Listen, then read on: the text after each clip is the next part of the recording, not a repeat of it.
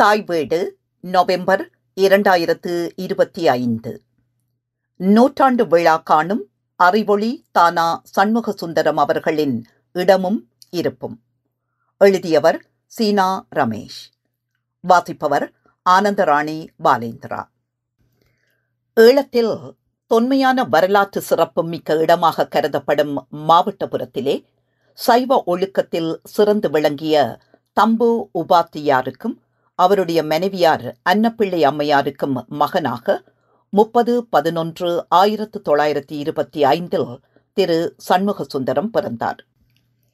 நிலத்தின் இயல்பை மழையால் அறிவது போலவும், ஒருவன் உள்ளத்தின் இயல்பை அவன் முகத்தால் அறிவது போலவும், அறிவின் இயல்பை சற்குருவின் தன்மையால் அறிவது போலவும், தந்தை தம்பு சட்டம்பியாரின் தன்மையை மகன் சண்முகசுந்தரனாரின் பண்பினூடாகவும் அறியலாம். இதனை மகனுரைக்கும் தந்தை நலத்தை என்னும் நான்மணிக்கடிகை பாடல் கொண்டு அறியலாம். அவருடைய அன்புக்குரியவர்களால் தசம் என்று அழைக்கப்பட்டவர். அதே சமயம் சண்முகம், நையாண்டி, நிறை என்ற புனை பெயர்களாலும் அறியப்பட்டவர். சண்முகசுந்தரம் அவர்கள் சிறுபராயம் தொடக்கம் ஆற்றொழுக்கு மிக்க அறவொழுக்க சீலராய், நல்லாசிரியர் போற்றும் நன் மாணாக்கனாய், சான்றோர் மதிக்கும் சால்புடியோனாய் விளங்கினார். தந்தையார் கற்பித்த விழிசிட்டி சிவஞான வித்தியாசாலையில் 1929 ஆரம்ப கல்வியை கற்ற இவர் பின்னர் காங்கேசன்துறை நடேஸ்வரா கல்லூரியில் தம் கல்வியை தொடர்ந்தார். அதன் பின்னர் 1942 தெல்லிப்பளை யூனியன் கல்லூரியில் சேர்ந்து கல்வியை தொடர்ந்த சண்முகசுந்தரம் அவர்கள் 1943 மார்கழி மாதம் அக்கல்லூரியில் நடைபெற்ற சிரேட்ட பாடசாலை தேர்வில் தோற்றி சித்தி எய்தினார். படிக்கும் காலத்திலேயே தொடர்ச்சியாக 2 தடவை அரசினரின் புலமை பரிசில் பெற்று கற்றவராக காணப்பட்டார். இதனால் இவரை கருவிலே திருவுடையார் என குறிப்பிடுவர். தனது உயர்கல்வியை தொடரும் நோக்கில் 1944 பருத்தித்துறை ஹாட்லி கல்லூரிக்கு சென்றார். இக்கல்லூரியில் பயின்ற கால பகுதியில் யாவராலும் மெச்சத்தக்க மாணவராக விளங்கினார். இப்பாடசாலையில் நடைபெற்ற உயர்தர பரீட்சையில் சித்தி பெற்று பல்கலைக்கழகத்துக்கு தெரிவு செய்யப்பட்டார். இக்கால பகுதியில் பல்கலைக்கழக புகுமுக வகுப்பு மாணவர்களை கொண்டு இளங்குரல் 1946 என்ற கையெழுத்து ஏட்டினை உருவாக்கி அதன் ஆசிரியராக இருந்து செயலாற்றினார். இச்செயற்பாடே இவரது எதிர்கால எழுத்துலக வாழ்விற்கான அச்சாணியாக அமைந்தது. 1948 கொழும்பு இலங்கை பல்கலைக்கழகத்தில் பட்டப்படிப்பு பயிலுவதற்கான அனுமதி கிடைக்கப்பெற்றது. பல்கலைக்கழக மாணவனாக இருந்த காலப்பகுதியில் பேராசிரியர் கானா கணபதி பிள்ளை, பேராசிரியர் சூனா வித்யானந்தன் முதலியோரிடம் தமிழை கற்கும் வாய்ப்பும் கிடைத்தது. அங்கு பயின்று கலைமானி பட்டத்தையும் பெற்றுக்கொண்டார். பேராசிரியர் வித்யானந்தன் அவர்களின் முதல் மாணாக்கராகவும் ஊர்க்காரராகவும் விளங்கியதில் பேராசிரியர் அவர் மீது அன்பு கொண்டவராக காணப்பட்டார். தமிழ் மொழி பற்று அவரை பெரிதும் பற்றிக் கொண்டது. இளமையிலே எழுத்தாற்றல் மிக்கவராய் திகழ்ந்த சண்முகசுந்தரம் அவர்களை கலை இலக்கிய உலகம் நன்கு அறியும். அறிவின் விசாலமும் ஆழ்ந்த சமூக நோக்கும் கொண்ட சண்முகசுந்தரம் அவர்கள் மாணவர் சமுதாயம் போற்றும் ஆசிரியராகவும் மனிதநேயமிக்க அதிபராகவும், சிறுகதை, நாவல், நாடகம் முதலானவற்றை ஈழத்து இலக்கிய உலகுக்கு விரும்பி அளித்த படைப்பிலக்கியவாதியாகவும், நாட்டாரியல் வளராத நிலையில் அதனை தமிழ் இலக்கிய உலகுக்கு அறிமுகம் செய்த கள ஆய்வாளராகவும், தமிழ் மொழி மீது பற்றுக்கொண்டு அதனை ஈழத்தவருக்கு அளித்த கட்டுரை ஆசிரியராகவும் விளங்கினார். அழிந்து சென்று கொண்டிருந்த சுதேசிய இலக்கியம், கிராமிய பண்பாட்டு கலைகளை மீட்டெடுத்து அதனை சமூகம் பயனுறும் வகையில் அளித்த தமிழ் பண்பாட்டின் காவலனாகவும் விளங்கினார். பல்கலைக்கழகத்தில் இருந்த காலத்தில் எழுத்துத் துறையின் மீது ஏற்பட்டிருந்த மிகுந்த ஈடுபாட்டின் காரணமாக பல்கலைக்கழக பட்டப்படிப்பினை முடித்ததும் தினகரன் பத்திரிகையின் ஆசிரியர் குழாத்தில் ஒருவராக இணைந்து பணியாற்றத் தொடங்கினார்.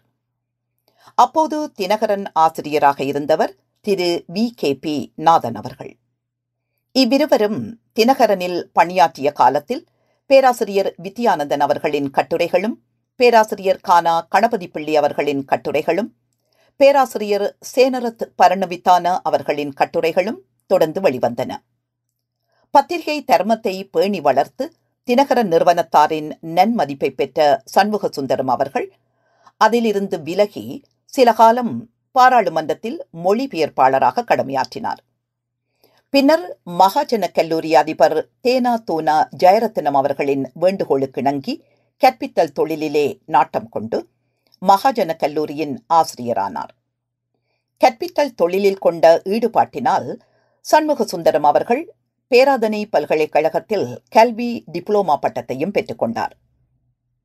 தினகரன் பத்திரிகையின் உதவி ஆசிரியராக இருந்த காலத்தில் பல்வேறு விதமான அரசியல் கொள்கைகளை அலசி ஆராய்ந்தார். அக்காலத்தில் தமிழருக்குரிய தார்மீக உரிமைகள் வழங்கப்பட வேண்டிய அவசியத்தை வலியுறுத்தினார். இதனால் தமிழ் அரசியல் தலைவர்களிடமும் அபிமானமும் மதிப்புமுடையவராய் வாழ்ந்த இவர் பின்னர் தந்தை செல்வநாயகத்தின் சுதந்திரன் பத்திரிகையோடு தன்னை இணைத்துக் கொண்டார். தந்தை செல்வாவுடன் இறுதி வரை நட்புறவை பேணிக் கொண்டவராகவும் காணப்பட்டார். ஆசிரியர் பணியில் சண்முக சுந்தரம். அறிவொளி மாவை தானா சண்முக சுந்தரம் அவர்கள் தெல்லிப்பளை மகாஜன கல்லூரியில் ஆசிரியராக இருந்த காலத்தில் காப்போதா உயர்தரத்தில் கல்வி பயிலும் மாணவர்களுக்கு இலக்கியம், வரலாறு, அரசறிவியல் முதலான பாடங்களை கற்பித்தார். வரலாறும் அரசறிவியலும் இவருக்கு கைவந்த பாடங்கள். இதனை சுவாரஸ்யமாகவும் மாணவர் ரசித்து கேட்கும் விதமாகவும் கற்பிப்பார். பாடத்திட்டங்களுக்கு அப்பால் தமிழர் பிரதேசங்களில் பண்பாட்டுடன் பின்னி பிணைந்து நிற்கும் கலைகள் குறித்து விரிவான அறிமுகத்தை செய்வதுடன் மண்ணில் வாழ்ந்த வாழும் கலைஞர்கள் குறித்தும் எடுத்துரைப்பார். மாணவர்களுக்கு தேவையான பயிற்சிகளை அளித்து அவர்களை விவாத போட்டிகள், சமய போட்டிகள் முதலானவற்றுக்கு தயார்படுத்தி விடுவதும் இவரது கடமைகளாக இருந்தன. மலையை காண்பதற்கு தூரம் வேண்டும், சம்பவங்களை மதிப்பிடுவதற்கு காலம் வேண்டும் என்று கூறும் சண்முக சுந்தரம் மாஸ்டர் முற்போக்கு இலக்கியம், நெற்போக்கு இலக்கியம், மார்க்சிய இலக்கியம் கோலோச்சிய அக்கால பகுதியில் அவற்றையெல்லாம் மாணவர் மத்தியில் எடுத்துரைத்து தனித்துவமிக்க ஆளுமைகளில் ஒருவராக துலங்கினார். தனிமனித விருப்பு வெறுப்புகளுக்கு அப்பால் மாணவர் நலனே தன்னலன் எனக் கொண்டு நேர்மையுடனும் திட சங்கற்பத்துடனும் உழைத்தார். கல்லூரி வளர்ச்சிக்கும் மாணவர்களது உயர்ச்சிக்கும் உறுதுணையாக இருந்த சண்முக சுந்தரம் அவர்கள் தனிமனித பல்கலைக்கழகமாக நின்ற பாவலர் தேனா ஆனா துரையப்பா பிள்ளை அவர்களது படைப்புகளை அச்சிலே வெளிக்கொணர்ந்து இலக்கிய மறுமலர்ச்சியை ஏற்படுத்தினார். அவர் இல்லையேல் துரையப்பா பிள்ளைகளின் படைப்புகள் இல்லை. பாவலர் துரையப்பா பிள்ளையின் இலக்கிய மரபையும் சமூக பணிகளையும் அவரது முற்போக்கு சிந்தனைகளையும் நன்கறிந்த சண்முக சுந்தரம் அவர்கள் பாவலரின் 100 விழாவினை சிறப்பாக கொண்டாட வேண்டும் என்பதை 1972ஆம் ஆண்டு பழைய மாணவர் பெற்றோர் ஆசிரியர் சங்கம், ஆசிரியர் குழு, பல்கலைக்கழக ஆய்வாளர் கொண்ட இணைப்பு கூட்டத்திலே வற்புறுத்தினார். இந்நூற்றாண்டு விழாவில் மலர் வெளியிடல், சிலை நிறுவுதல், சிறப்பு விழா என்பன நடைபெறுதல் வேண்டும் என்பதையும் ஆலோசனையாக முன்வைத்தார். பாவலரின் 100 விழா மலர்குழுவில் ஒருவராயிருந்து மலர் சிறப்புற அமையவும் உதவினார். பாவலரது வரலாற்றை அறிவு கொளுத்திய அமரர் என்னும் தலைப்பில் நாடகமாக எழுதி கவிஞர் கதிரேசர் பிள்ளையின் நெறியாள்கையில் கல்லூரி ஆசிரியர்கள் மூலம் அதனை 100 விழாவில் மேடையேற்றினார். அந்நாடகத்தில் பாவலராக நடித்த சேனா கதிரேசர் பிள்ளை அவர்களின் நடிப்பைக் கண்டு பாவலரின் மகனார் தேனா ஜெயரத்னம் தேம்பி தேம்பி அழுத காட்சி அன்று அனைவரினதும் மனதினை தொட்டது. கல்வித்துறையிலே தேர்வு நடைமுறைகளை பரவலாக்கும் முன்னோடி திட்டத்தின் கீழ் சண்முக சுந்தரம் அவர்கள் குடியியல் பாட தேர்வாளராக உள்வாங்கப்பட்டார். குடியியல் பாடவிதான அபிவிருத்தி நிலையத்தால் குடியியல் பாட தேர்வாளராக 1972 நியமிக்கப்பட்ட இவர் மதிப்பீடு தொடர்பான பயிற்சி நிலையத்துக்கு சென்று அப்பயிற்சிகளையும் பெற்று தன் வாண்மை விருத்தியை வளர்த்துக் கொண்டார். தெல்லிப்பளை மகாஜன கல்லூரியின் உயர்தர மாணவ மன்றத்தின் பொறுப்பாசிரியராக இருந்து உயர் வகுப்பு மாணவரிடையே போட்டியொன்றை வைத்து வெற்றி பெற்ற 6 சிறுகதைகளை தேர்ந்தெடுத்து அதனை தொகுத்து இளம் முல்லை என்ற தலைப்பில் சிறுகதை தொகுதியொன்றை வெளிக்கொண்டு வந்தார். இரா நாகராசனின் பெரிய மனிதர்கள், தியாகராமின் வாழ்வின் மாயைகள், யுவனேஸ்வரியின் சகடக்கால், திருமகளின் இரத்த தொடர்பு, கணேசலிங்கனின் பரிசு, சுதந்திர செல்வியின் தியாகச் சுடர் முதலான சிறுகதைகள் இத்தொகுப்பில் இடம்பெற்றன. அத்தோடு நில்லாது 1966ஆம் ஆண்டு புத்தக கண்காட்சியொன்றினையும் சிறப்புற நடத்துவதற்கும் உறுதுணையாகவும் இருந்தார். இக்கால பகுதியில் மகாஜனன் இதழின் பதிப்பாசிரியராகவும் இருந்தார். ஆவண்ணா சிவநேச செல்வனுடன் பதிப்பாலோசகராக சண்முக சுந்தரம் அவர்களும் இருந்து சங்கமம் இதழ் சிறப்பாக வெளிக்கொண்டு வந்தார். இவ்விதழின் இணை ஆசிரியர்களாக நாகேஸ்வரன், சூனா சரவணபவன் ஆகியோர் காணப்பட்டனர். இதன் நிர்வாக ஆசிரியராக வியன்னா ஸ்ரீ கதிர்காமநாதனும், செயலாளராக சண்முகநாதனும், நிர்வாக அதிபராக போனா ரகுபதியும் விளங்கினர். 4 இதழ் காத்திரமாக வெளிவந்த நிலையில் இவ்விதழ் தன்னை முடித்துக் கொண்டது. 1971 காலப்பகுதியில் யாழ் தொல்லியற் கழகம் நிறுவப்பட்டது. அந்நிறுவனத்தின் உறுப்பினர்களில் ஒருவராக இருந்து சண்முக சுந்தரம் அவர்கள் தொல்லியல் ஆய்வுப் பணிகளிலும் தொல்லியல் அறிவு பரப்பலிலும் ஈடுபட்டார். இதன் காரணமாக குடியுரிமை கல்வி, எட்டாந்தரத்திற்கான புதுமுறை சரித்திரம் போன்ற பாடநூல்களின் இணை ஆசிரியராக பணியாற்றும் வாய்ப்பும் அவரை தேடி வந்தது. யாழ் தொல்பொருளியல் கழகம் மகாஜன கல்லூரியில் அதன் சமூகவியற் கழகத்தின் ஆதரவுடன் இணைந்து தொல்பொருளியல் கண்காட்சி ஒன்றினையும் நடத்தியது. சமூகவியல் கழக பொறுப்பாசிரியர் என்ற வகையில் அதன் அமைப்பாளராக சண்முக சுந்தரம் மாஸ்டர் இருந்தமையால் அவரது மாணவன் ஆவண்ணா சிவநேச செல்வனுடன் இணைந்து இதனை சிறப்புற நடத்தினார். மகாஜன கல்லூரியில் இவரிடம் கற்று உயர்நிலையை அடைந்த மாணவர்கள் பலராவார். ஜனாதிபதி பிரேமதாசாவின் ஆலோசகராக விளங்கிய பாஸ்கரலிங்கம், மொழிபெயர்ப்பாளரும் ஆய்வாளருமான கானா சண்முகலிங்கம், முன்னாள் துணைவேந்தர் நாவண்ணா சண்முகலிங்கன், ஆய்வாளரும் பதிப்பாசிரியருமான மயிலங்கூடலூர் நடராசன், பேராதனை பல்கலைக்கழகத்தில் சிரேஷ்ட விரிவுரையாளராக விளங்கிய பூவண்ணா சோதிநாதன், பேராசிரியர் கலாநிதி நாகேஸ்வரன், கலாநிதி போனா ரகுபதி என பலர் இவரிடம் கற்று இன்று நாடளாவிய ரீதியில் அறியப்பட்டவர்கள். மகாஜன கல்லூரியில் ஆசிரியராக இருந்து துணை அதிபராக உயர்ந்த அவருக்கு அரசியல் தலையீடு காரணமாக 1975ஆம் ஆண்டு புதுக்குடியிருப்பு மகா வித்தியாலயத்திற்கு இடமாற்றம் வழங்கப்பட்டது. புதுக்குடியிருப்புக்கு சென்ற இவர் 1980ஆம் ஆண்டு வரை அங்கு கடமையாற்றினார். அக்கால பகுதியில் அவர் உடல்நிலை பாதிக்கப்பட்டது. ஆயினும் அதனை அவர் பொருட்படுத்தவில்லை. தன் பணியை அங்கும் செவ்வனே செய்தார். புதுக்குடியிருப்பில் ஆசிரியராக கடமை புரிந்த சண்முக சுந்தரம் அவர்களுக்கு இளமையில் கல்வி பயின்ற தெல்லிப்பளை யூனியன் கல்லூரிக்கு 1981இல் கல்வி அமைச்சினால் இடமாற்றம் வழங்கப்பட்டது. இங்கு 19/12/1981 முதல் 31/5/1982 வரை ஈராண்டுகள் துணை அதிபராக இருந்து கல்லூரியின் முன்னேற்றத்திற்காக உழைத்தார். முதல் நியமனத்திலிருந்து ஏறத்தாழ 22 ஆண்டுகள் சேவை புரிந்த பின் தவறான அரசியல் தலையீடு காரணமாக இடமாற்றம் பெற்றுச் சென்ற தானா சண்முக சுந்தரம் அவர்கள் தனது கடமையின் இறுதி காலத்தில் மகாஜனாவில் சேவை செய்வதையே விரும்பினார். மீள வரமுயன்ற போதிலும் அரசியல் செல்வாக்கு தடையாக அமைந்தது. எனினும் அக்கல்லூரியின் பழைய மாணவர்களினதும் நலன் விரும்பிகளினதும் முயற்சியின் விளைவால் 1/6/82 அன்று மீண்டும் மகாஜன கல்லூரிக்கு வந்து அங்கு அதிபராக பணியாற்றினார். 1982 முதல் முதலாம் தர விசேட பதவி தரத்திற்கு கிரேட் 1 ஸ்பெஷல் போஸ்ட் பதவி உயர்வு பெற்றார். இப்பதவி உயர்வு அவர் அதிபராக கடமையாற்றிய பின்னரே கிடைத்தது. சண்முக சுந்தரம் அவர்களின் தமிழ் பணி 24 நூல்களை வெளிக்கொண்டு வந்து தனக்கென தனிமுத்திரை பதித்தவர். தனது பெரு விருப்புக்குரிய குருநாதர் பேராசிரியர் கானா கணபதி பிள்ளை அவர்களின் வாழ்க்கை வரலாற்றை கலையருவி கணபதி பிள்ளை சில நினைவுகள் என்ற பெயரில் எழுதினார்.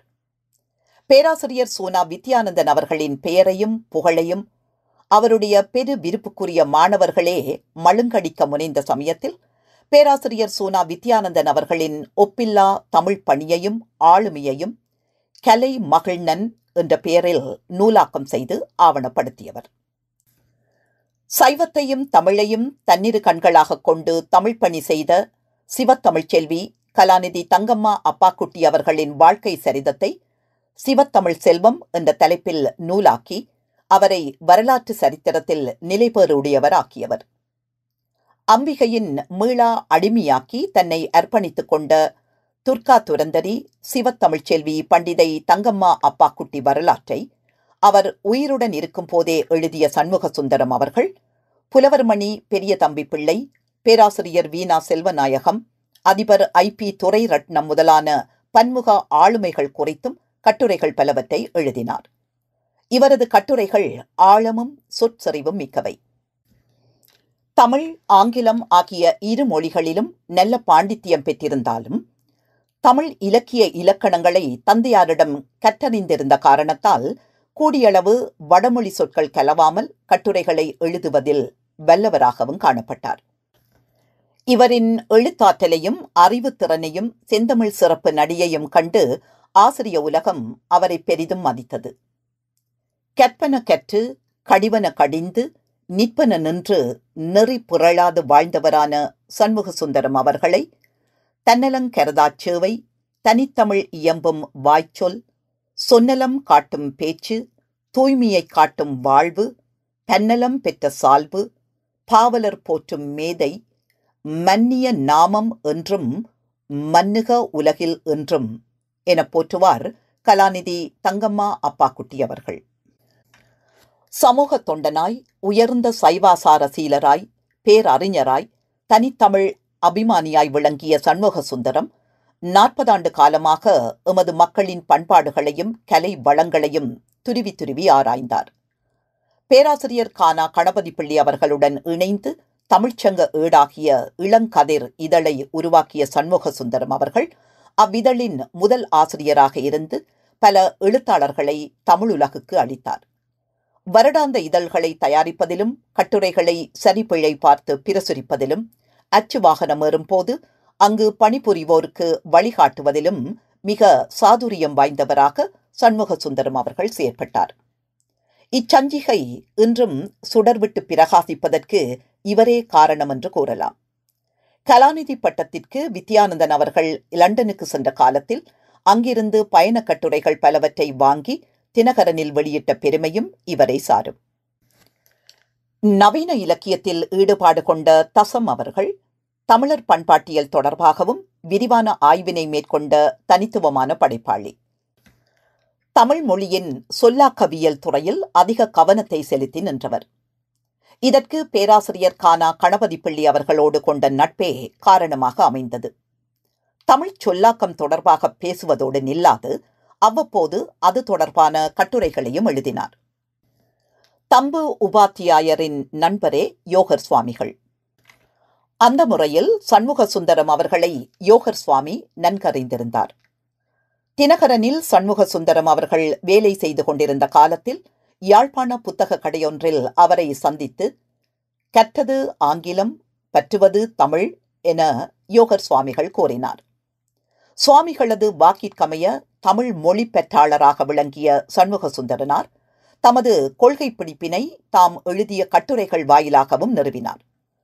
அக்காலத்தில் வெளிவந்த ஈழநாடு, ஈழமுரசு, வீரகேசரி, தினகரன், தினபதி முதலான பத்திரிகைகளில் வெளிவந்த கட்டுரைகள் இவரது பெயரினை நிலை பெறச் செய்தன. அன்று முதல் அவரது பேச்சிலும் எழுத்திலும் தொன்மைசால் மாண்புடைய தமிழ் குடிகொண்டிருந்தது. எடுத்துக்கொண்ட விடயத்தை விரிவுபடுத்தாமல் இரத்தின சுருக்கமாய் எழுதுவதில் வல்லவர். கருத்துக்களை மரபு பிறழாமலும் நேர்த்தியாகவும் ஆழமாகவும் கூறுவார். அவர் எழுதிய நூல்களும் கட்டுரைகளும் இதனை புலப்படுத்தி நிற்கின்றன.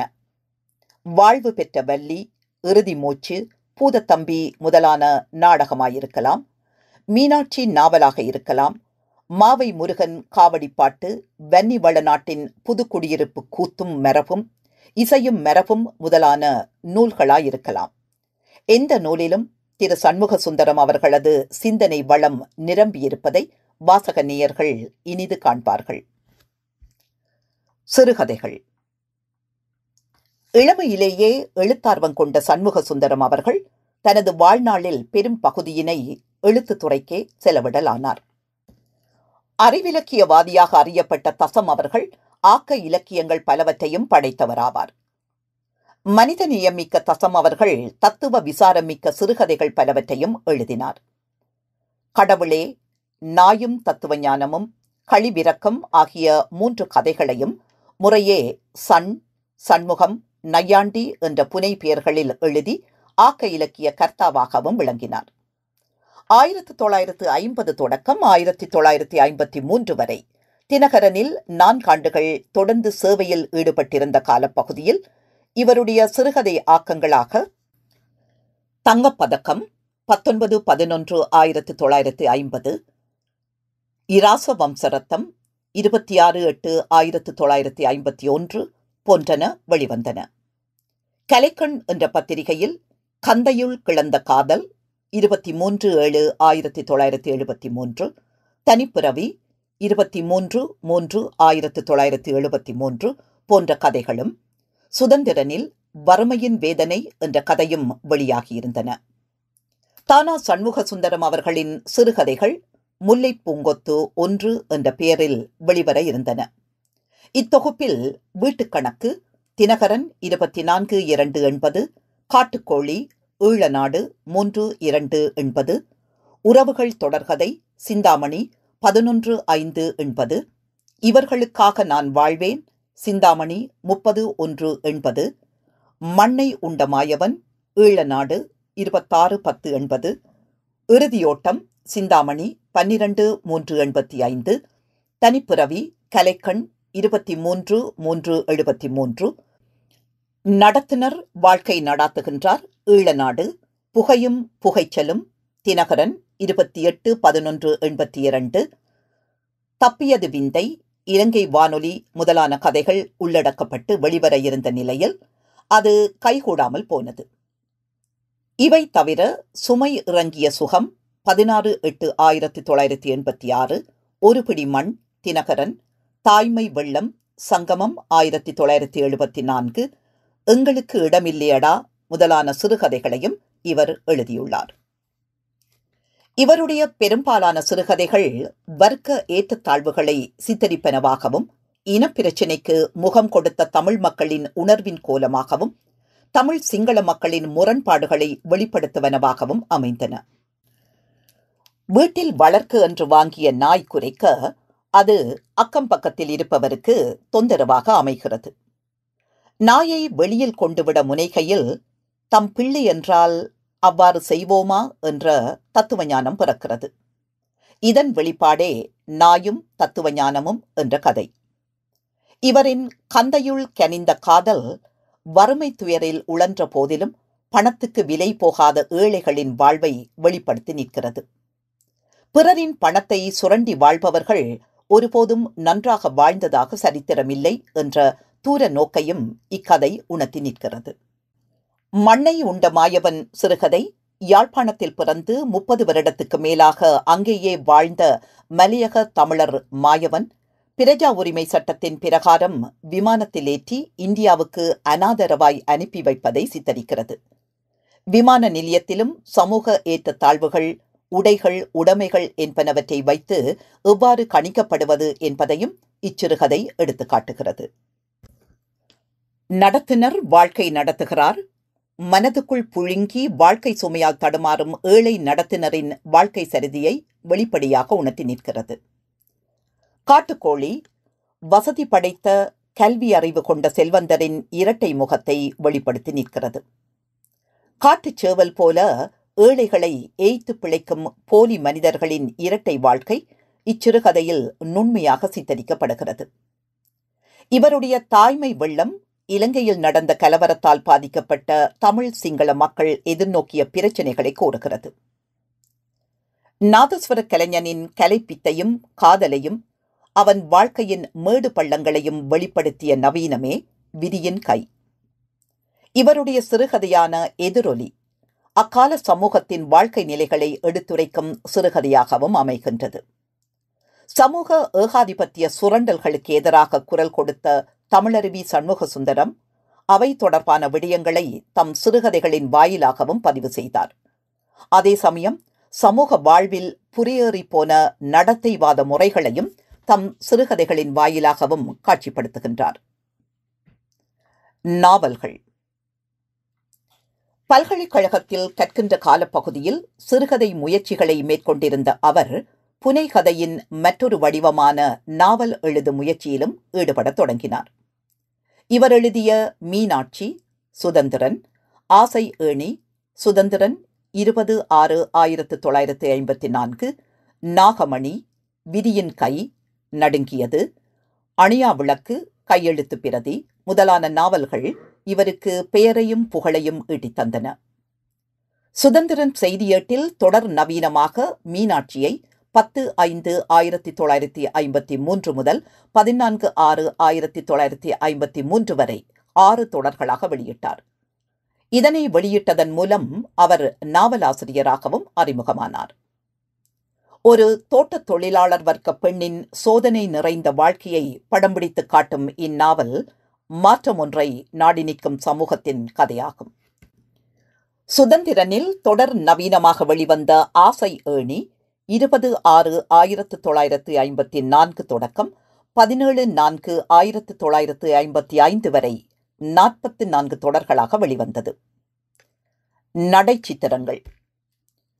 சண்முகசுந்தரம் மாஸ்டர் எவ்வாறான உலகத்தை காண விளைந்தாரோ அவ்வாறான உலகில் நேர் சிந்தனையும் மனிதநேயமும் காருண்யமும் கொண்ட ஜீவனுள்ள மனிதர்களை ஆதாரமாக கொண்டு தன் நடைச்சித்திரங்களை ஆக்கினார். 20ஆம் நூற்றாண்டில் என்.ஆர். கோவிந்தராஜன், வானா ராமசாமி முதலானோர் தன்னோடு வாழ்ந்த தன் நினைவில் நின்ற சில மனிதர்களைக் கொண்டு நடைச்சித்திரங்களாக தீட்ட, சண்முகசுந்தரம் மாஸ்டரோ நாட்டில் நடக்கும் அநியாயங்களை வெளிச்சம் போட்டு காட்டவும் கூறவும், மனித மனங்களில் நல்ல சிந்தனைகளை வளர்க்கவும், நீதி நியாயங்களை எடுத்துரைக்கவும், முறையற்ற மனித நடத்தைவாத முறைகளை அங்கதமாகவும் பூடகமாகவும் கூறவும் நடைச்சித்திரங்களை எழுதினார். இலங்கையில் இத்தகைய முயற்சியில் ஆனாசேனா முருகானந்தன், சானா, நீலாவணன் முதலியோரும், மலையகத்திலிருந்து கானாபானா லிங்கதாசன், அல் அஸ்மத் முதலானவர்களும் ஈடுபட்டிருந்தனர். பிற்காலத்தில் தேடல் சஞ்சிகையில் வித்தக பண்டிதரின் நடைச்சித்திரங்களும் வெளிவந்திருந்தன. இச்சித்திரங்கள் அங்கத உணர்வின் வெளிப்பாடுகளாய் அமைந்திருந்தன. தமிழருவி சண்முகசுந்தரமும் பொதுப்பணியும்.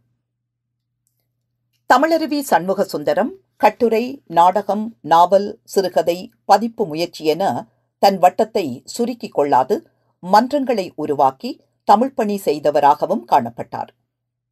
1970ஆம் ஆண்டு அறிவினை பரந்தளவில் விருத்தி செய்யும் வகையில் இலங்கை அறிவியக்கம் என்ற பெயரில் அமைப்பொன்று உருவாக்கப்பட்டது. இதனைத் தொடர்ந்து வாசகர் மத்தியில் நல்லிலக்கியத்தை கொண்டு செல்ல வேண்டும் என்ற நோக்கில் உருவாக்கப்பட்ட அமைப்பே தமிழ் கதைஞர் வட்டம். 1974ஆம் ஆண்டு இதன் தலைமை பொறுப்பை ஏற்று இவ்வமைப்பை பயனுள்ள வகையில் நடத்தி சென்ற பெருமை தசம் அவர்களை சாரும். அத்தோடு கலைஞர்கள், இலக்கிய ஆர்வலர்களின் நூல்களை அச்சில் கொண்டு வருவதற்கென வேல் அமுதனால் உருவாக்கப்பட்ட அமைப்பே வேல் வெளியீட்டகம். தமிழ் மக்கள் மனதில் திருக்குறளை வளர்க்க வேண்டும் என அயராது உழைத்தவராகவும் தமிழருவி சண்முகசுந்தரம் காணப்பட்டார். தமிழ் மக்களின் பண்பாட்டு ஊற்று என்பது தேவாரங்களிலும் திருக்குறளிலுமே காணப்படுகின்றது என்பதை உணர்ந்து அதனை வளர்க்க வாழ்நாளினை அர்ப்பணித்தவராகவும் தமிழருவி காணப்படுகின்றார். வள்ளுவர் மாமன்றத்தில் இணைந்து கொண்டு திருக்குறளை மக்கள் மத்திக்கு எடுத்துச் சென்ற பெருமையும் இவரையே சாரும். பொருளாதார மறுமலர்ச்சிக்கு அத்திவாரமாக விளங்கும் கூட்டுறவுத் துறையிலும் அதிக அக்கறை காட்டிய ஒருவராக சண்முகசுந்தரம் அவர்கள் காணப்பட்டார். தெல்லிப்பளை கூட்டுறவு மருத்துவமனையின் வளர்ச்சியில் அதிக அக்கறை காட்டிய ஒருவராக விளங்கினார். புகழ்பெற்ற குழந்தை மருத்துவரான கங்கம்மாள் அவர்களை இணுவில் வைத்தியசாலையில் இருந்து தெல்லிப்பளை கூட்டுறவு வைத்தியசாலைக்கு அழைத்து வந்தவரும் இவரே. அதன் செயற்படு உறுப்பினர்களில் ஒருவராக இருந்து இவர் ஆற்றிய சேவைகள் அளப்பரியன. கூட்டுறவுத்துறை நலிவடைந்த காலத்தில் அதனை விட்டு நீங்காது அதனோடு கூட இருந்து அதனை காத்தவர்களில் இவரும் ஒருவர். வட்டுக்கோட்டை அரிமா கழக லயன் கிளப் உறுப்பினராகவும் மாவட்டபுர அரிமா கழக அங்கத்தவராகவும் இருந்து மானுட சேவை புரிந்து மக்களின் நன்மதிப்பையும் பெற்றார். கணீர் என்ற குரல் வளம் கொண்டவர் சண்முக சுந்தரம் அவர்கள். வானொலியில் சைவ நற்சிந்தனைகளை வழங்கினார். சைவத்தோடு தமிழையும் இணைத்து வழங்கிய நற்சிந்தனைகள் கேட்போருக்கு நன்மை பயப்பனவாய் அமைந்தன. சிவநெறி கழக புலவராயிருந்தும் இவர் அரும்பணி புரிந்துள்ளார். மக்கள் கலைகளை வானொலிக்கு கொண்டு போன ஒருவராகவும் இவர் காணப்படுகின்றார். பேராசிரியர் கைலாசபதி, பேராசிரியர் சிவத்தம்பி, ஒலிபரப்பு பணிப்பாளர் திரு சி.வி. ராஜசுந்தரம் ஆகியோரின் பணிப்பின் பேரில் மக்கள் கலையும் மறுமலர்ச்சி பாதையும் என்னும் தலைப்பில் இலங்கை வானொலியில் இவர் ஆற்றிய உரை கிராமிய கலைகள் குறித்து யாவரையும் சிந்திக்க வைத்தது. 1985ஆம் ஆண்டு சிவநெறி கழகம் நடத்திய ராஜராஜ சோழன் முடிசூடிய 1000 ஆண்டு விழாவில் கலந்து சிறப்பித்ததோடு நில்லாது அங்கு பேச வந்த பேச்சாளர்களை நெறிப்படுத்தி அவ்விழாவை திறமையுடன் நடத்தியும் கொடுத்தார். தமிழொலி சண்முக சுந்தரம் அவர்களது பேட்டிகள் ஆழமானவை. அவருடைய அறிவினை புலப்படுத்துவனவாய் அமைந்தன. பண்பாட்டு மரபினை பேணுவதாயும் இலக்கிய சுவை நிறைந்தனவாயும் அமைந்துள்ள அப்பேட்டிகள் ஆவணமாக்கப்பட வேண்டியவை. ஒருமுறை வானொலியிலே கலைக்கோலம் நிகழ்ச்சிக்கென இவருடைய நேர்காணலை கலைப்பேரரசு ஏ.டி. பொன்னுத்துரை ஒலிப்பதிவு செய்திருந்தார். அதில் காலனித்துவ காலத்தில் மங்கி சிதைவடைந்து போன எமது பண்பாட்டு கலை மரபுகள் மீட்கப்பட வேண்டிய அவசியத்தையும் அவர் வலியுறுத்தியிருந்தார். நாடக இலக்கியமும் தமிழருவியும். ஈழத்தமிழர் வாழ்வில் நீண்ட காலமாக பயிலப்பட்டு வந்த நாடகம் ஆரம்பத்தில் நாட்டுக்கூத்து வடிவிலேயே காணப்பட்டது. ஆரம்ப காலத்தில் ஈழத்தில் கிராமிய நாடகங்களை நாட்டுக்கூத்து என்றே வழங்கும் மரபு காணப்பட்டது. 20ஆம் நூற்றாண்டின் 40களில் நாடகக் கலையினை பல்கலைக்கழக மட்டத்தில் உள்ளோரும் ஆதரிக்க தொடங்கினர். அக்காலத்தில் இலங்கை பல்கலைக்கழக கல்லூரியின் தமிழ் விரிவுரையாளராய் விளங்கிய பிரான்சிஸ் கிங்ஸ்பரி, கானா கணபதி பிள்ளை, பேராசிரியர் வித்யானந்தன் போன்றோர் நாடகத்துக்கும் முக்கிய இடம் கொடுத்தனர். இக்கால பகுதியில் இவர்களின் தொடர்பினால் தம்மை நிலைப்படுத்திக் கொண்ட சண்முக சுந்தரம் அவர்கள் நாடகங்கள் பலவற்றையும் எழுதினார். பாடசாலையில் கற்கின்ற காலத்திலேயே ஆக்க இலக்கியத்தின் மீது ஈடுபாடு கொண்டிருந்த சண்முக சுந்தரம் பழைய வரலாற்று சம்பவங்களுக்கு புத்துருவம் கொடுத்தார். பண்டை தமிழரின் வாழ்வு முறையை மண்ணோடு இணைத்து தேசிய கண்ணோட்டத்துடன் கூடிய யதார்த்த நாடகங்களை படைத்தார். செவிவழி செய்திகளையும் யாழ்ப்பாண வைபவ மாலையில் குறிப்பிடப்படும் சம்பவங்களை அடிப்படையாக கொண்டு வாழ்வு பெற்ற வள்ளி, இறுதி மூச்சு முதலான நாடகங்களை எழுதியமையால் அவை குறிப்பாக யாழ்ப்பாணத்தின் வரலாற்று செய்திகளின் அடிப்படையில் எழுதப்பட்ட நாடகங்களாக காணப்படுகின்றன. சோழர் கால பிரிவிலே தமிழகத்தில் ஆலயங்களின் வரலாறுகளை நாடகங்களாய் யாத்து ஆடும் மரபு இருந்து வந்துள்ளமைக்கு ஆதாரமாய் பூம்புலியூர் நாடகம் விளங்குகின்றது. அதுபோல ஈழத்தின் பாரம்பரிய பெருமை வாய்ந்ததாக விளங்கும் தலங்களுள் ஒன்றாக திகழும் மாவட்டபுரம் கந்தசுவாமி கோவில் வரலாற்றை நாடக வடிவில் வெளிப்படுத்தும் நூலே வாழ்வு பெற்ற வள்ளி ஆகும். மாவட்டபுரத்தை களமாக கொண்டு எழுதப்பட்ட இந்நாடகம் குன்ம நோயால் வாடிய சோழ இளவரசி மாருதிக புரவீக வள்ளி அந்நோய் நீங்கியதும் கந்தசுவாமியாருக்கு கோயில் கட்டுவதை விளக்கி நிற்கிறது. யாழ்ப்பாண வைபவ மாலையில் கூறப்பட்ட பூதத்தம்பியின் வரலாற்றை துன்பியல் நாடகமாக படைத்தார் சண்முக சுந்தரம். ஏ.வி. செல்லையா இந்த நாடகத்தை ஆங்கிலத்தில் எழுதி மேடியேற்ற தமிழில் இந்நாடகத்தை சண்முக சுந்தரம் எழுதி மேடியேற்றினார். இவருக்கு முன்னரே கனகசபை பிள்ளை இதனை நாடகமாக எழுதினார். பூதத்தம்பி விலாசம் எனும் நாடகத்தில் பூதத்தம்பி போத்துக்கியரிடம் உத்தியோகத்தை இறந்து பெறுவதாக இருக்க அதனை இந்நாடகத்தில் மாற்றி அமைத்தவராக Shanmuga Sundaram காணப்படுகின்றார். MD. ராகவனின் Karava of Ceylon, இலங்கை கரவா நூலை ஆதாரமாக கொண்டே இந்நாடகத்தில் அந்தராசி பாத்திரத்தை சண்முக சுந்தரம் படைத்தார். பூதத்தம்பி விலாசம் சாதி பேச்சு வழக்குகளை அடிப்படையாக கொண்டு எழுதப்பட அறிவொளி சண்முக சுந்தரத்தின் இந்நாடகம் அதனை தவிர்த்திருந்தமையும் குறிப்பிடத்தக்கது. பேராசிரியர் கானா கணபதி பிள்ளை அவர்களுக்கும் சண்முக சுந்தரம் மாஸ்டருக்கும் இடையிலான உறவு நிலை மாணவனுக்கும் ஆசிரியருக்கும் இடையிலான உறவு நிலையை தாண்டி அதனிலும் மேலானது. பேராசிரியர் சங்கிலி மன்னனின் வரலாற்றை எழுத முற்படும் போது அவரோடு கூடவிருந்து உதவியவர் சண்முகசுந்தரம் மாஸ்டர். நாடகத்துக்கான தரவுகள் குறிப்புகளை வரைந்து கொடுத்தவர். இந்நாடகத்தில் இவர் பெற்ற அனுபவங்களே இறுதி மூச்சு நாடகமாக வடிவம் பெற்றது. தமிழினம் இலங்கை அரசால் ஓரங்கட்டப்பட்ட நிலையில் இனக்கலவரம் பூதாகரமாய் வெடித்த சூழலில் தமிழினத்தின் தொன்மையை வெளிக்கொண்டு வர வேண்டும் என்ற நிலையும் இவருக்கு இருந்தது. அவ்வகையில் சங்கிலி மன்னனின் புதல்வன் பரராஜசேகரனை முதன்மை பாத்திரமாக கொண்டு இவரால் எழுதப்பட்ட நாடகமே இறுதி மூச்சு.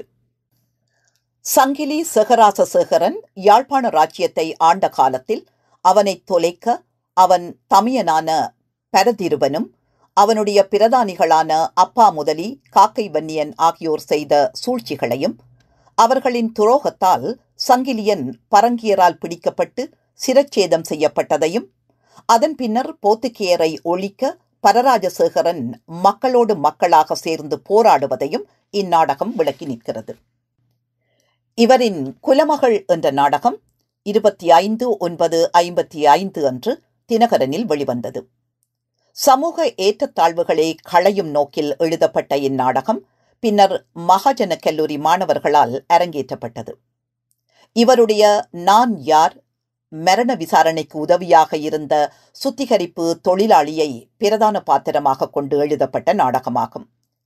இளைப்பாறிய இளைய தம்பி என்ற நாடகம் வறுமை நிலை எய்திய ஆசிரியரின் நைந்து போன வாழ்க்கை நிலையை துல்லியமாக வெளிப்படுத்தி நின்றது. புகழ்பெற்ற நாடக ஆசிரியரான இப்சனின் நாடகம் ஒன்றை பெண் பாவை என்ற தலைப்பில் தேவனாசிரியருடன் இணைந்து மொழிபெயர்ப்பு செய்துள்ளார். நாடகங்களை எழுதுவதோடு நில்லாது நாடகம் தொடர்பான உரைகளையும் அவ்வப்போது நிகழ்த்தி வந்துள்ளார். 9/6/61 அன்று மயிலட்டி கிராம கலைமடல் வளர்ச்சி கழக ஆதரவில் இடம்பெற்ற இலக்கிய விழாவில் ஈழத்தில் நாடக வளர்ச்சி என்ற தலைப்பில் பேசினார்.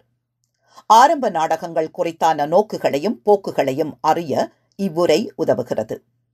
3/10/62 அன்று இலங்கை கலைக்கழக ஆதரவில் குறும்பசிட்டி சன்மார்க்க நாடக மன்றம் அளித்த நவராத்திரி கால கலை விழாவில் அரிச்சந்திர நாடகம் குறித்த உரை பலரையும் சிந்திக்கவும் செயற்படவும் வைத்தது. அரிச்சந்திர மகாராசாவின் கதையை கூறும் இந்நாடகம் மக்களை நல்வழிப்படுத்துவதை மட்டும் பிரதிபலிக்காமல் நடைமுறை வாழ்வின் மேடு பள்ளங்களையும் சித்தரித்தது. மகாஜன கல்லூரியில் கற்பிக்கின்ற காலப்பகுதியில் நடிகமணி வைரமுத்துவின் மயான காண்டத்தை தானே டிக்கெட் அடித்து கொடுத்து பல தடவைகள் மேடியேற்றிய பெருமையும் தசம் அவர்களை சாரும்.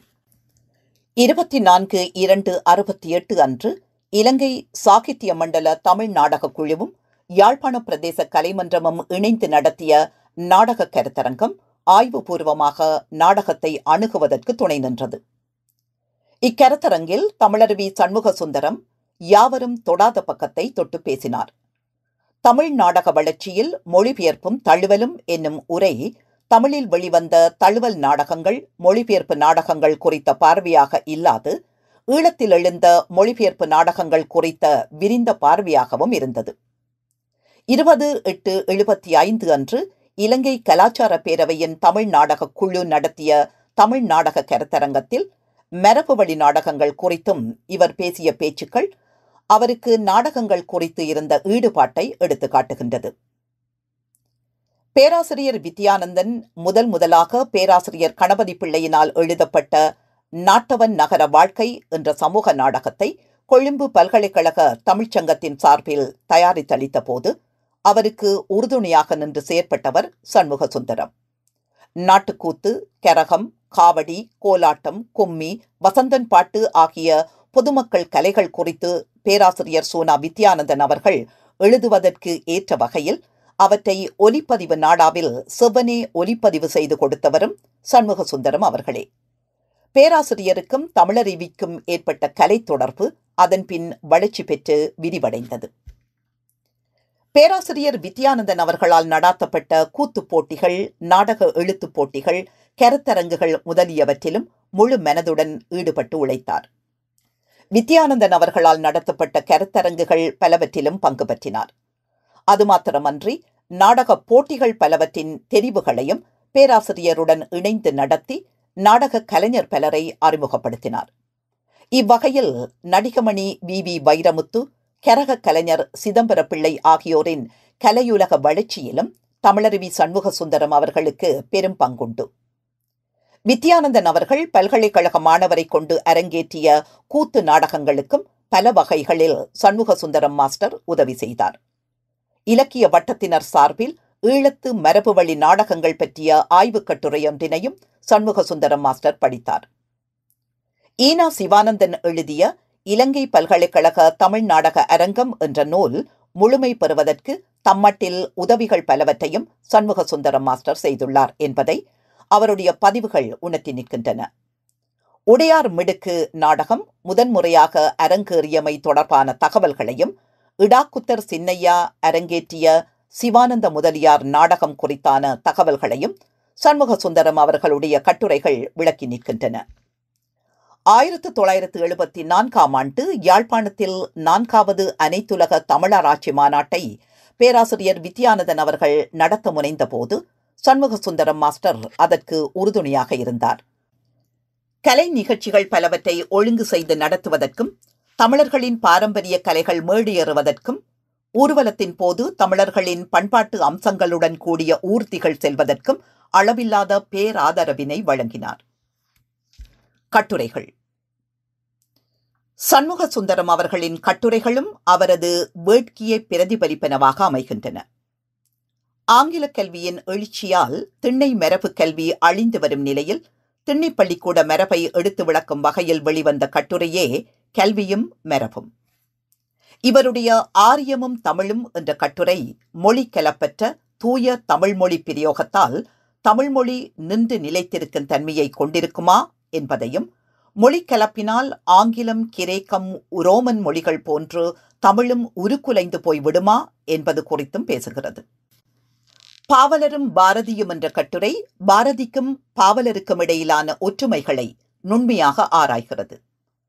பாரதியாரின் உணர்ச்சி கொந்தளிப்பையும் ஆவேசத்தையும் உயிர் துடிப்பையும் பாவலருடைய கவிதைகளில் காண முடியாது என கூறும் சண்முக சுந்தரம் அவர்கள், பாவலர் ஆழ்ந்த கருத்துக்களை பழகு தமிழில் யாப்பு பிறளாது முன்வைக்கக்கூடியவர் என குறிப்பிடுவார். புலமை குரல்கள் தலைப்பாகைகள் பேசின என்ற கட்டுரை பாக்கு நீரணைக்கு அப்பால் இருந்து வெளிப்படும் பாரதியின் குரலையும், பாக்கு நீரணைக்கு இப்பால் இருந்து பேசும் பாவலரின் குரலையும் பதிவு செய்கின்றது. இங்கு புலமை குரல் புதுமையின் எழுச்சியாகவும், அடக்குமுறைக்கு எதிரான ஆவேசத்தின் குரலாகவும் கட்டுரையெங்கும் ஒலிக்கின்றன.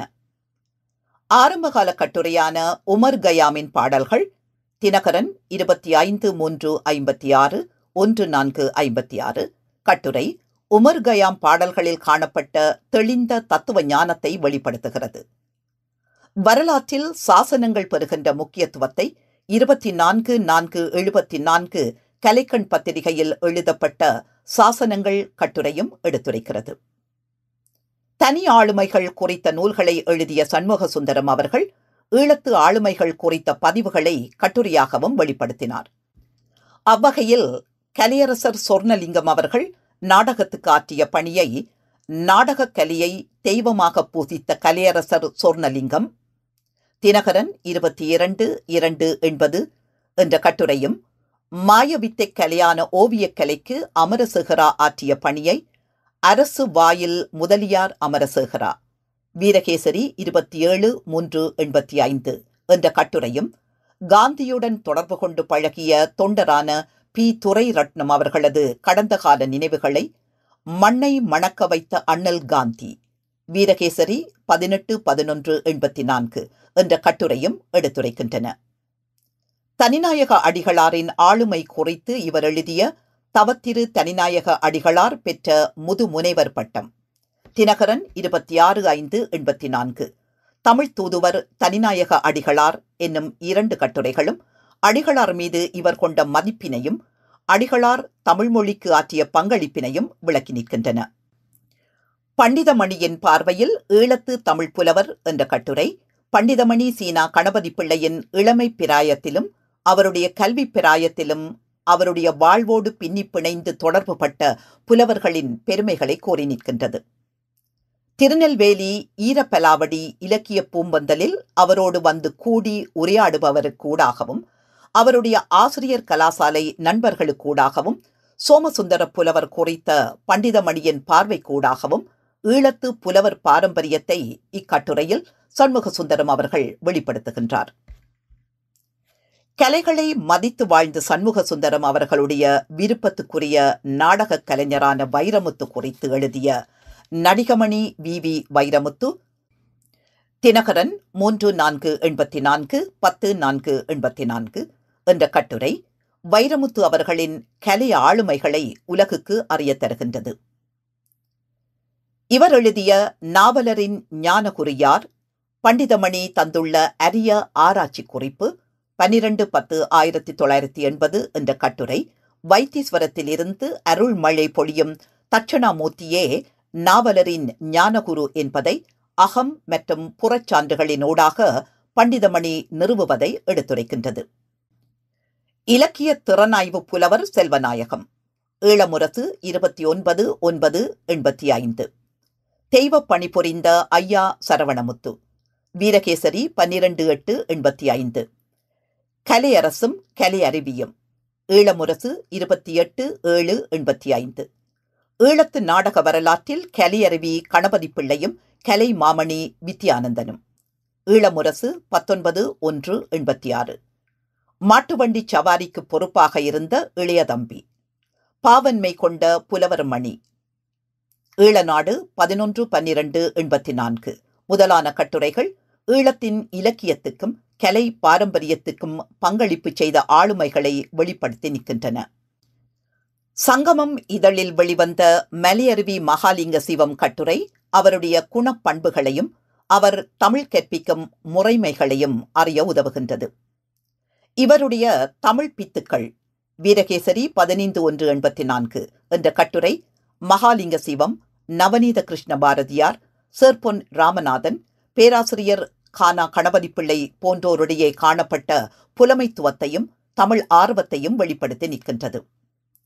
வித்யானந்தன் பிறையன்பன் என்ற பெயரில் முஸ்லிம்களின் இலக்கிய முயற்சிகளை ஆராய்ந்து நிற்க அவர் வழியில் அப்பணியை தொடர்ந்தவராக தானா சண்முகசுந்தரம் காணப்படுகின்றார்.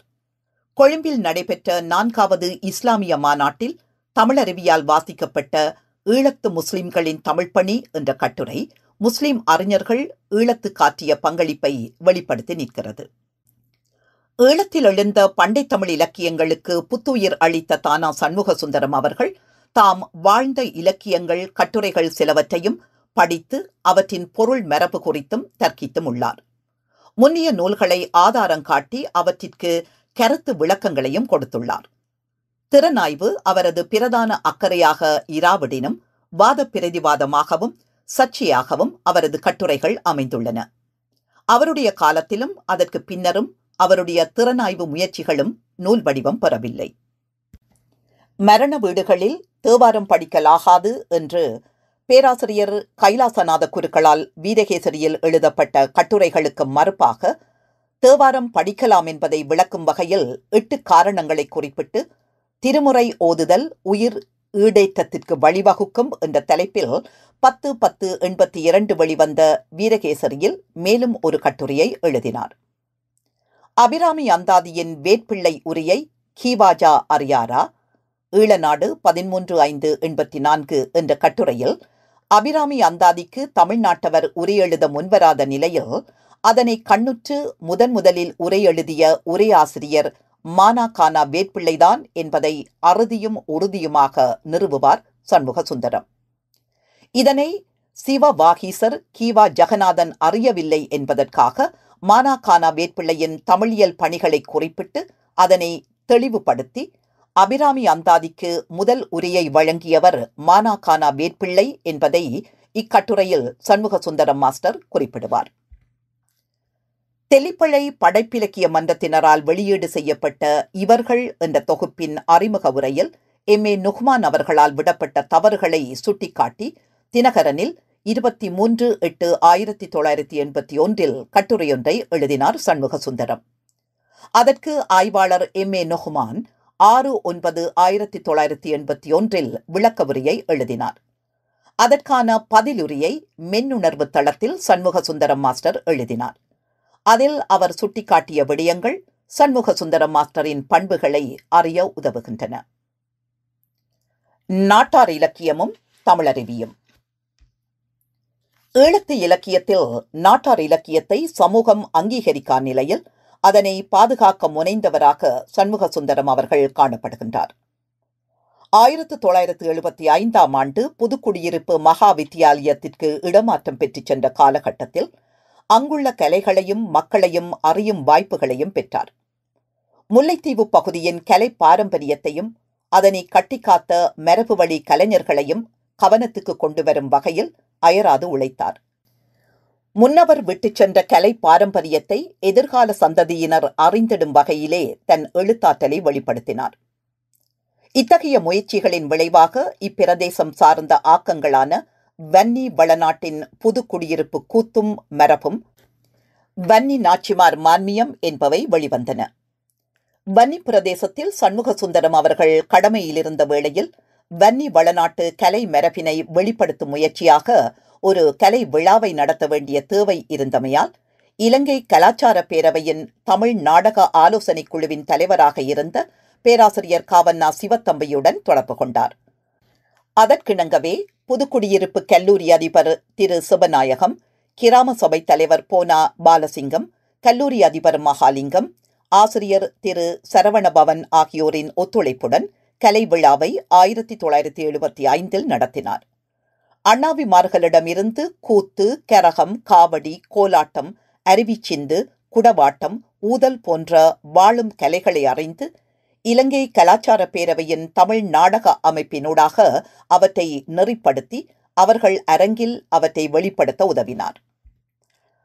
மக்கள் கலையை வளர்க்க முயன்ற தமிழருவி சண்முக சுந்தரம் அவர்கள் மறுமலர்ச்சி பாதையில் மக்கள் கலைகள் எனும் தொடரில் குருநாதர் மான்மியம், காகப்பிள்ளையார் மான்மியம், வெற்றிலை மான்மியம், கண்ணகி அம்மன் கஞ்சி வார்ப்பு தண்டற்பாட்டு, மாவை முருகன் காவடி பாட்டு, மாரதிக புரவிக வள்ளி கப்பல் பாட்டு, வள்ளி திருமண வேட்டை பாடல், குருவிச்சி நாச்சி சலிப்பு என்பனவற்றை பதிப்பித்ததோடு நில்லாது நாடகம், வன்னிவள நாட்டுக்கூத்து மரபு என பழைய திசைகளை நோக்கி இளம் தலைமுறையினரை திரும்பி பார்க்கவும் வைத்தவர்.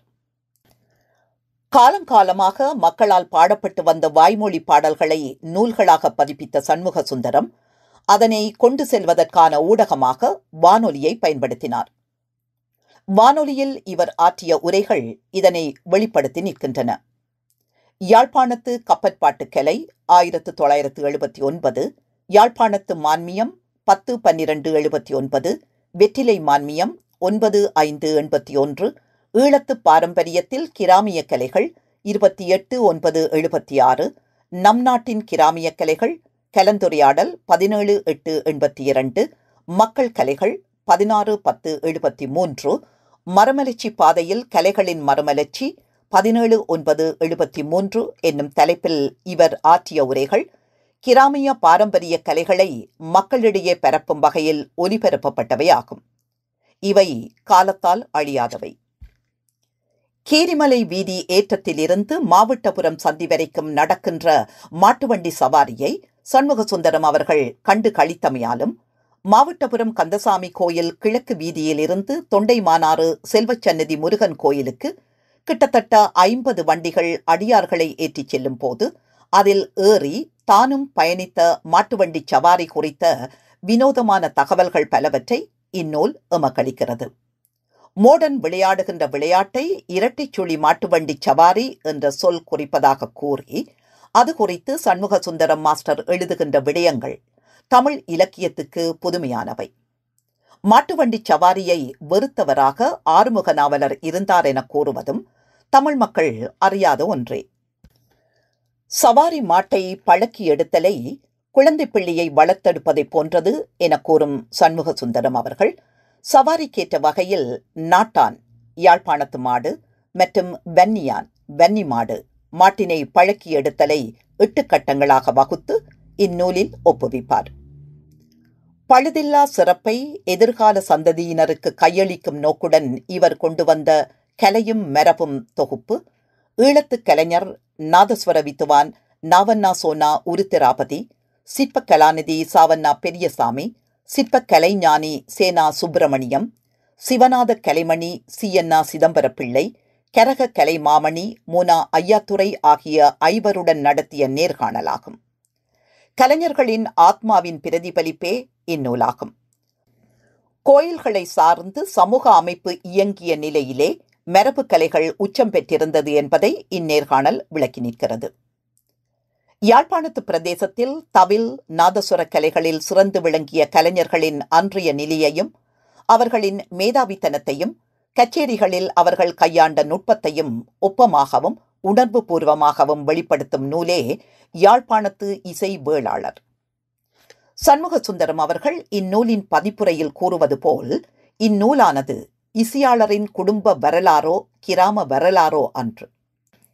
இந்நூல் முருகனின் பணிக்கு தன்னை அர்ப்பணித்து வாழ்ந்த மாவை முருகனுக்கு கொடிமரம் எழுப்பிய சங்கரப்பிள்ளையின் மகன் சானா விஸ்வநாதன் எனப்படும் முதலாளியா பிள்ளையின் கொடையையும் பேசி நிற்கிறது. அதே சமயம் இந்நூல் நாதஸ்வரம், தவில், சேவகம் பற்றி ஆய்வாகவும் காணப்படுகிறது. மரபு வழி நின்று குலப்பெருமையை காத்த இசைக்கலைஞர்கள் நாதஸ்வரம், தவில் போன்ற கலைகளுடன் நின்று விடாது வாய்ப்பாட்டு, மத்தளம், நடனம், நாடகம், இசையமைத்தல், கெஞ்சிரா, வீணை, வயலின் போன்ற துறைகளிலும் சிறந்து விளங்கியதையும் ஆய்வு செய்கிறது. ஈழத்தின் இசை பாரம்பரியத்தின் தொன்மையையும் அதன் தொடர்ச்சியையும் விளக்கி நிற்கும் நூலே இசையும் மரபும். காலஞ்சென்ற நாதஸ்வர வித்துவான் நாவண்ணா சோவண்ணா பக்கிரிசாமி கூறிய செய்திகளுடன் ஆரம்பமாகும் இந்நூல் யாழ்ப்பாண இசை மரபு குறித்த செய்திகளையும் பண்ணிசை பற்றிய தகவல்களையும் பண்டை ஈழத்தமிழரின் இசைக்கலை குறித்த வரலாற்றையும் புராண படலம் ஓதும் ஓதுவார்களின் வாழ்வையும் விளக்கி நிற்கிறது. இசை குறித்த கட்டுரைகள் பலவற்றையும் எழுதியவராக சண்முக சுந்தரம் மாஸ்டர் காணப்படுகின்றார். காரக்குறிச்சியின் மருமக பிள்ளை வீரகேசரி 29/5/83 என்ற கட்டுரையில் தவிற்கலைஞர் தட்சணாமூர்த்தியை பற்றிய விளக்கங்கள் கொடுக்கப்பட்டுள்ளன. யாழ்ப்பாணத்து வில் வித்துவ பரம்பரை ஈழமுரசு 18/8/85 அகில பாரத விருது பெற்ற யாழ்ப்பாண பரம்பரையின் தவில் வித்துவான் இலங்கைமான் சண்முக சுந்தரம், ஈழமுரசு 15/12/85 போன்ற கட்டுரைகள் ஈழத்து கலைஞரின் கலை தொண்டுகளை வெளிப்படுத்தி நிற்கின்றன. தமிழிசை இலங்கையிலும் வளர வேண்டும். வீரகேசரி 16/1/83 என்ற கட்டுரையில் பாவலர் துரையப்பா பிள்ளையால் வளர்க்கப்பட்ட இசை வடிவங்களை பற்றி கூறிய சண்முக சுந்தரம், ஈழத்து பாரம்பரியத்தில் இசை வானொலி 12/11/77 என்ற கட்டுரையில் ஈழத்து இசை கலைமரபையும் எடுத்துரைக்கிறார். பதிப்பு முயற்சிகள்: இறங்கணியவளை குருநாதர் மான்மியம், காகப்பிள்ளையார் மான்மியம், வன்னி நாச்சிமார் மான்மியம், வெற்றிலை மான்மியம் ஆகிய மான்மியங்களை பதிப்பித்த சண்முக சுந்தரம் அவர்கள் அவை குறித்து விரிவான குறிப்புகளையும் எழுதியிருந்தார். மான்மியம் என்னும் சொல் தல மகிமையை கூறும் நூல் என பொருள்படும். கோயிலில் எழுந்தருளும் கடவுளரின் புகழை பாடும் நோக்கில் மான்மியங்கள் எழுதப்பட்டன. இதனால் ஈழத்தில் காலத்திற்கு காலம் அதிகளவான கோயில் மான்மியங்கள் எழுந்தன. பல்லாயிரக்கணக்கான மக்கள் மனதில் தாமே ஊற்றெடுத்து பாடுவதாக இம்மான்மிய பாடல்கள் காணப்படுகின்றன. இக்கலைக்கு புத்துயிர் அளித்தவராக சண்முக சுந்தரம் காணப்படுகின்றார். பண்டை தமிழ் நூல்களில் மாத்திரமன்றி கிராமிய மக்களிடம் காணப்பட்ட பண்பாட்டு அம்சங்களிலும் வான் சிறப்பு பெறும் முக்கியத்துவத்தை அறிந்து மலை இறங்கி பாடல்களையும் வெளியிட்ட பெருமை இவரை சாரும்.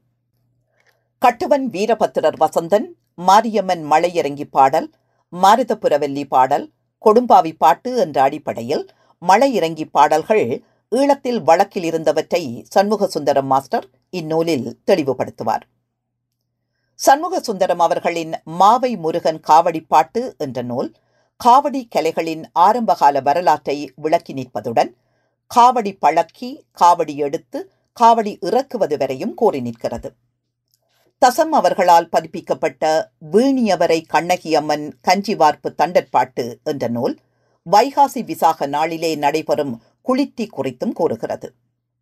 மாருதபுரவிகவல்லி கப்பற்பாட்டு என்ற நூல் கடலிலே தொழில் புரிகின்ற மக்களின் வாழ்க்கை முறைகளையும் அவர் எதிர்நோக்கும் நெருக்கடிகளையும் எமது இசை பாரம்பரியம் குறித்த தகவல்களையும் வழங்கி நிற்கிறது. இவர் பதிப்பித்த புரிதொரு நூலான வள்ளி திருமண வேட்டை திருவிழா பாடல் யாழ்ப்பாணத்து முருகன் கோயில்களில் வேட்டை திருவிழாவின் போது படிக்கப்படுகின்ற கதையாக உள்ளது. முருகக் கடவுள் வேட்டைக்குச் சென்று வள்ளியை திணைப்புலத்தில் கண்டு அன்பு கொண்டு திருமணம் புரிவதை உணர்த்தும் இக்கதை இத்திருவிழாவில் படிக்கப்படுவது வழக்கம். திருமணம் புரிந்த இவர் இளைப்பாரி பின்னர் வள்ளி அம்மையுடன் கோயிலுக்குள் எழுந்தருளும் வண்ணம் வருவார். இவ்விருவரும் கோயில் பிரதான வாயிலை அடைய தெய்வானை அம்மையார் கதவை அடைத்து போடுவார். அப்போது கோயில் உட்பகுதியில் ஒருவரும் வெளிப்பகுதியில் ஒருவருமாக நின்று இப்பாடலை படிப்பர். வெளியே நிற்பவர் முருகன் கூற்றையும் உள்ளே நிற்பவர் தெய்வானை கூற்றையும் படிப்பர். ஈட்டில் தெய்வானை கதவை திறந்து விடுவார்.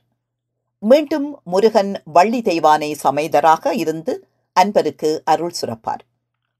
இதுவே வேட்டை திருவிழாவின் பொருள். வழக்கில் வழங்கப்பட்ட இக்கதையினை அச்சுவாகனமேற்றியவர்களில் ஒருவர் சண்முக சுந்தரம் மாஸ்டர் ஆவார். ஆன்மீக ஈடுபாடு கொண்ட சண்முக சுந்தரம் அவர்கள் வைதிக வேதாகமங்களுக்குள் முடங்கி நின்ற இறைத்துவத்திலிருந்து சற்று விலகி கிராமிய வழிபாடுகளுக்கு முக்கியத்துவம் கொடுத்தவர். ஆகமமயமாகாத ஆலயங்களை கண்டடைந்து அவ்வாலயங்களின் முக்கியத்துவத்தை எழுத்தில் வடித்தவர். இயற்கையோடு இயற்கையாக வாழ்ந்த உண்மை மனிதர்களின் உள்ளத்தில் தோன்றும் உள்ளத்தின் ஒளியை நிலைபேறுடைய வாழ்வின் ஆன்மீக ஒளியாக கண்டவர். சித்தத்தை சிவத்துள் அடக்கி பேரறிவு படைத்த ஈழத்து சித்தர்களின் மகா வாக்கியங்களை புதிய கண்கொண்டு பார்த்தவர். கலை வாழ்வில் ஈடுபட்டு இறைபணி செய்த வீர சைவர்களின் வாழ்வை நாளைய தலைமுறையினரிடம் புத்துயிர்ப்புடன் கையளித்தவர். 7/3/1982 தொடக்கம் தினகரன் வாரமஞ்சரி ஏட்டில் வெளிவந்த ஈழத்து சித்தர் சிந்தனை என்ற கட்டுரை தொடரின் முழுமையான வடிவமே ஈழத்து சித்தர் சிந்தனை விருந்து என்ற நூலாகும். ஈழத்து சித்தர்களின் வாழ்வில் நடந்த சம்பவங்களை கோவைப்படுத்தி அவர்கள் உதிர்த்த நன்மொழிகளை ஆன்மீக கண்கொண்டு விளக்கும் நூலாக ஈழத்து சித்தர் சிந்தனை விருந்து காணப்படுகிறது. செல்லப்பா சுவாமிகள், தாடி சித்தர், ஊமை சித்தர், குடைச்சித்தர், கூச்சாமியார், சிரட்டை சாமியார், வேலுச்சாமியார், சாது தங்கம்மை, யோகர் சுவாமிகள் முதலானவர்களின் வாழ்வில் நடந்த சம்பவங்களை விளக்கும் இந்நூல் அவர்கள் எமக்கு போதித்துச் சென்ற மகா வாக்கியங்கள் எவை என்பதை எடுத்துக்காட்டி அது சொல்லும் விடயங்களை காரண காரியங்களுடன் விளக்கி நிற்கிறது. ஈழத்து சித்தர் சிந்தனை விருந்து என்ற நூலினை எழுதிய சண்முக சுந்தரம் அவர்கள் யாழ்ப்பாண வீர சைவர், சிவனே போற்றி குகனே போற்றி ஆய்வு நூல்களையும் எழுதியுள்ளார். வேதாகமத்தால் மறைக்கப்பட்ட வீர சைவர்களின் வரலாற்றை வெளிக்கொண்டு வந்த யாழ்ப்பாணத்து வீர சைவர் என்ற நூல் காலத்தால் அழியாதது. 19ஆம் நூற்றாண்டில் வீர சைவர் மரபு மறைக்கப்பட்டதையும் அதன் பின்னர் பிராமணர்களை முக்கியத்துவப்படுத்தி சைவ மதம் இந்து மதமானதையும் இந்நூல் பேசிச் செல்கிறது. சங்கரர் வகுத்த சண்மத பிரிவுக்குள் மத அறிவற்று சைவர்கள் செல்வதன் ஆபத்தை கூறும் இந்நூல் யாழ்ப்பாணத்து வீர சைவரின் சைவத் தொண்டு, கலை தொண்டு, சமூக தொண்டு முதலானவற்றையும் வெளிப்படுத்தி நிற்கிறது. தனக்கென வாழாது பிறர்க்குரியவராய் வாழ்ந்தவரும் வாழ்க்கையை வாழ்வாங்கு வாழ்ந்தவருமான தமிழருவி சண்முக சுந்தரம் தாம் வாழ்ந்த காலத்திலும் மங்கா ஒளியாக திகழ்ந்தவர். குலமரபால் உயர்ந்து ஒழுக்கத்தால் சிறந்து சிவாய நம என்று சிந்தித்து வாழ்வியல் நெறிமுறைகளை கடைப்பிடித்து வாழ்ந்த இவர் கீரிமலை பற்றிய ஆய்வுகளை மேற்கொண்ட நிலையிலே இறைவனடி சேர்ந்தார். பீரம் பேணில் பாரம் தாங்கும் என்னும் முதுமொழிக்கு இலக்கண புருடராக வாழ்ந்த சண்முக சுந்தரம் அவர்கள் இறந்த பின்னும் நந்தா விளக்காய் இத்தை வரை நின்று நிலை பெற்று நிற்கிறார்.